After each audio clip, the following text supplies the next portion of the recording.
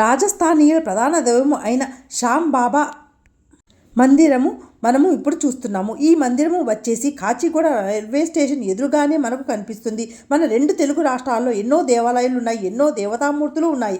కానీ శ్యాంబాబా అనే పేరుతో ఒక్క దైవం కూడా తెలిసి ఉండదు. ఇది రాజస్థానీయుల ప్రధాన దైవము. అసలు ఎవరి శ్యాంబాబా? రాజస్థానీయులు ఎందుకు వీరిని ప్రధాన దైవంగా పూజించడం జరిగింది? ఈ శ్యాంబాబా ప్రస్తావన గురించి మనము తెలుసుకుంటే వీరు శ్రీకృష్ణుని అంశ అవతారంగా భావించవచ్చును. కురుక్షేత్ర యుద్ధంలో భీముని మనవడు బార్బాడికుడు ఈ శ్యాంబాబా.